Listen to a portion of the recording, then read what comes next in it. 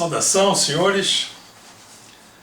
Então vamos dar continuidade à aula anterior sobre infraestrutura de transportes, né?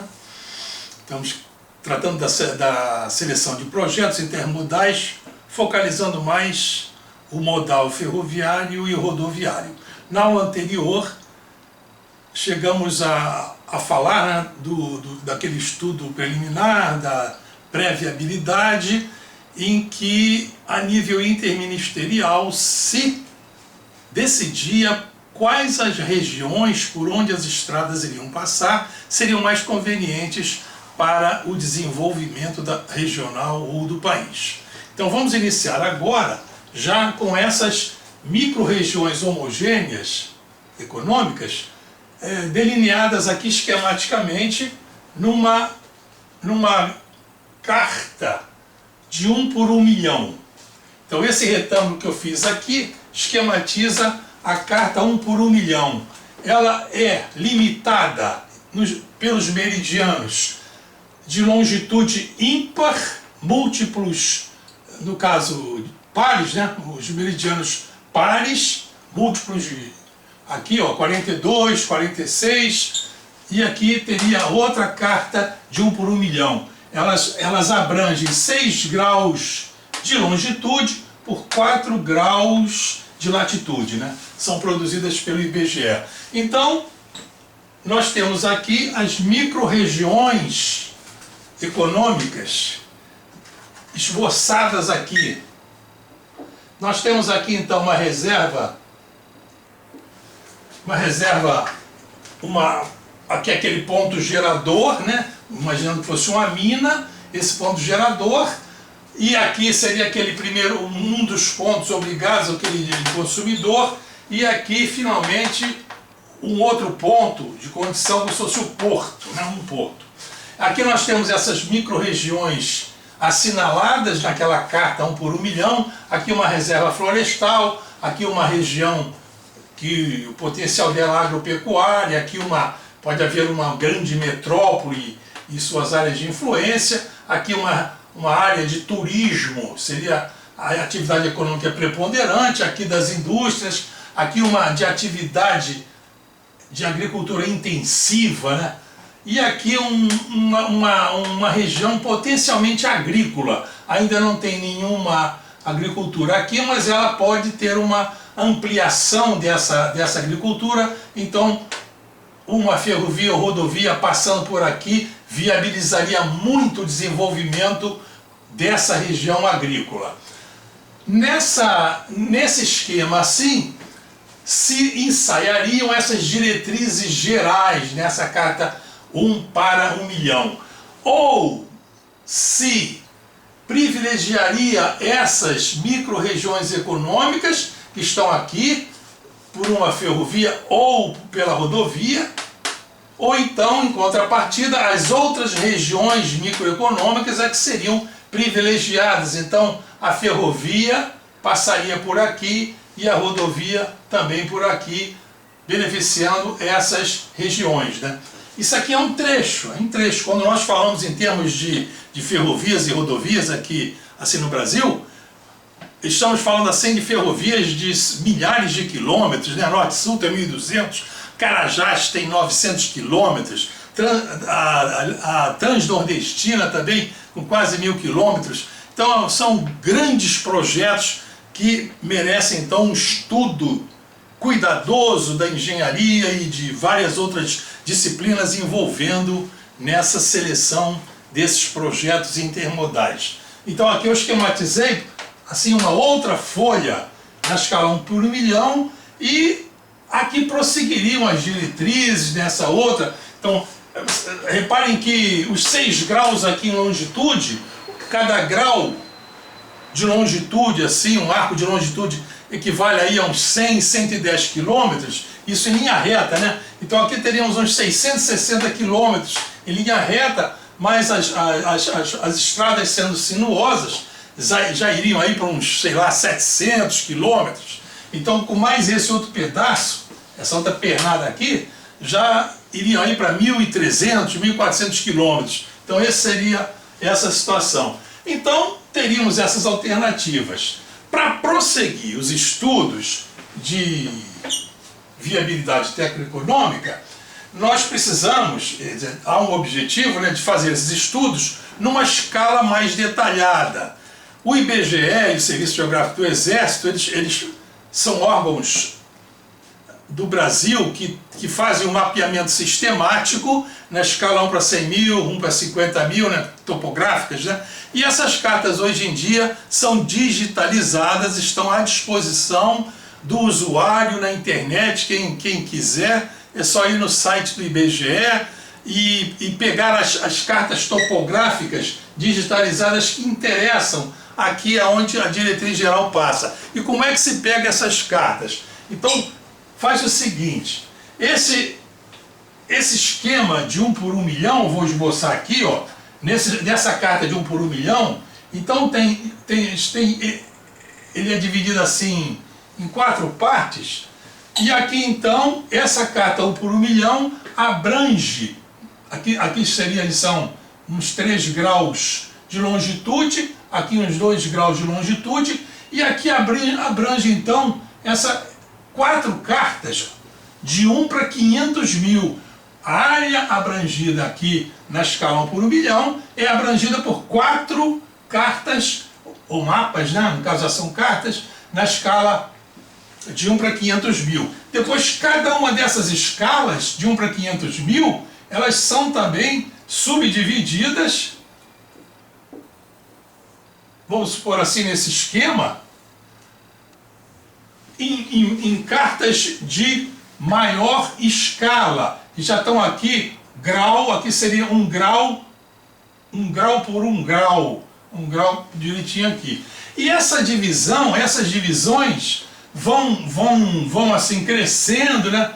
Vão crescendo, se subdividindo, até que vão chegar ali a essas cartazinhas menores, na escala 1 para 50 mil, ou 1 para 100 mil, lá numa ampliaçãozinha. Então reparem, nessas cartas de abrangência de 6 por 4 graus, que seria as cartas na escala 1 por 1 milhão. Depois vem as cartas que abrangem um território de 3 por 2 graus, são as cartas 1 para 500 mil. E etc. Até chegar umas cartas que abrangem 15 minutos por 15 minutos, que são as cartas na escala 1 para 50 mil. Essa escala que nós podemos usar para fazer esse estudo de viabilidade técnica e econômica. Então reparem só, nessa escala, nessa carta, nesse esquema lá na escala 1 por 1 milhão, em que as diretrizes da ferrovia e da rodovia estão assinaladas, vai-se então aqui com essa subdivisão, nós vamos saber quais são as cartas na escala 1 para 50 mil que abrangem a área de interesse da Ferrovia 1, Rodovia 1, que passam por essas estradas. Então é só chegar no site do IBGE ou no Serviço Geográfico do Exército, um e outro, em um ou outro eles se complementam,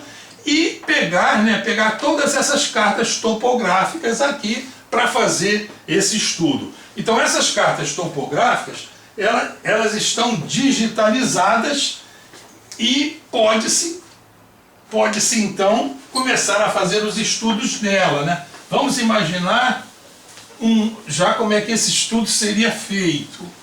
Já estamos de posse dessas cartas digitalizadas que tem a planimetria e altimetria no terreno, né? Tudo direitinho. Então nessas cartas, né? Vamos imaginar que fosse aqui uma carta, só para imaginar, uma dessas cartas de 15 minutos, 15 minutos por 15 minutos, né? 1 minuto é 1 minuto de arco, é uma milha náutica, tem quase 2 quilômetros uma milha náutica, 1.852 metros. Então isso aqui é um quadrado, né? Não está bem quadrado, é um quadrado então por por quase uns 27 por 27 quilômetros aqui. Então isso, nessa carta topográfica aqui, 1 para 50 mil, digitalizada, então tem todas as curvas de nível, tudo mapeado direitinho, com planimetria, altimetria, tudo aqui direitinho, os rios, né? Imaginando que aqui fosse aqui os rios passando, a hidrografia.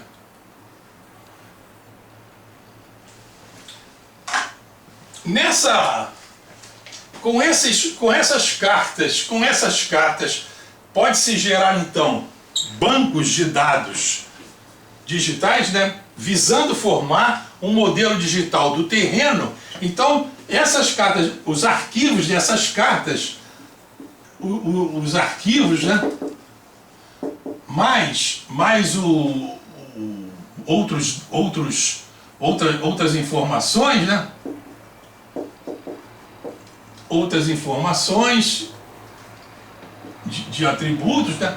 Então isso daqui no AutoCAD, hoje em dia, né, se usando o AutoCAD, nós podemos então, hoje em dia se faz esses ensaios, aqui, tudo direitinho. Aqui pode-se ter também, no caso dessas cartas, pode-se usar o Google Earth Pro. Então o Google Earth Pro, junto com esses modelos assim, eles dão então uma riqueza de detalhes ali, para o modelo digital, né, complementado com essas informações das imagens de satélite disponibilizadas gratuitamente pelo Google Earth, né? Então aqui, nesse modelo digital, então, vai se procurar fazer uma poligonal, ensaiando, né? Imagina aqui se tivéssemos aqui as curvas de nível, lá no modelo.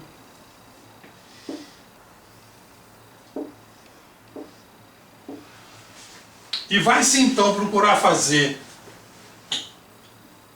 uma poligonal de tal maneira que essa poligonal respeite as condições inicialmente da rampa máxima. Para uma ferrovia que nós poderíamos ensaiar, por exemplo, vamos imaginar uma rampa máxima de 1%. Uma rampa máxima de 1%. Isso quer dizer o quê? 1 metro na vertical só pode ser vencido andando-se 100 metros na horizontal, 1%. Vamos imaginar que esse modelo digital está na escala 1 para 50 mil. Então, em 1 para 50 mil, essas curvas de nível estão de 20 em 20 metros. Então vamos supor que aqui esteja a curva de nível de 20, aqui seria de 40, né? Aqui a curva de nível de 20, 40, 60, 80. Então essa poligonal aqui, ela sai da curva de nível de 20 e vai cruzar numa certa distância essa outra curva de nível aqui de 40. 20 passa para 40.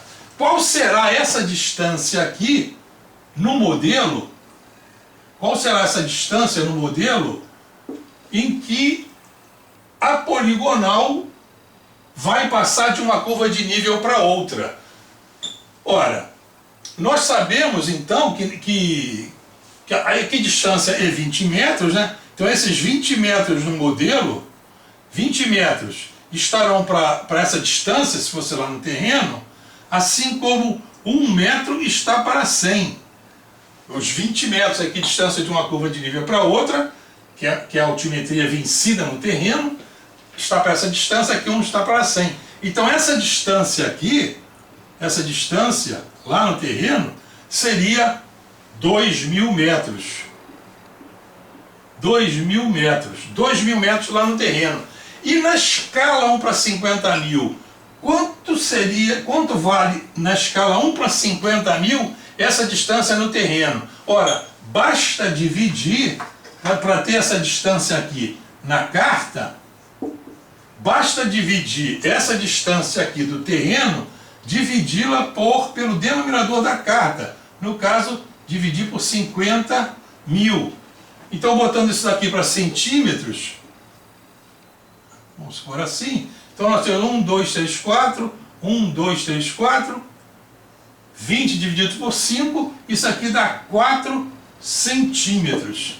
Então, no modelo digital do terreno, lá no AutoCAD, essa poligonal que vai se fazer, aqui de P0, P1 e vai para o P2, essa poligonal aqui, ela só pode passar de uma curva de nível subindo ou descendo o comprimento do lado da poligonal 4 centímetros para vencer 20 metros. E vai se fazendo isso ao longo de todo o percurso. A poligonal aqui, tá, vai indo assim. Agora, não se pode fazer esse percurso assim, sempre só subindo ou descendo, porque nós estamos com a condição de ser rampa máxima, e senão o traçado no final ia ter essa imposição. E a resposta seria essa, uma rampa batida da ferrovia, ou no caso da ferrovia, de 1%. Não pode ser assim. Tem uma rampa máxima, depois em patamar, depois uma rampa menor do que a máxima, e assim vai, né? Então, ela nem sempre sobe e nem sempre desce. Vai se fazendo esse caminhamento, né,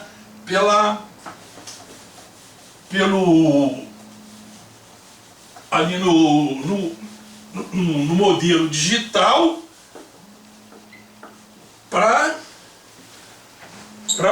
que o percurso, né, possa ser feito.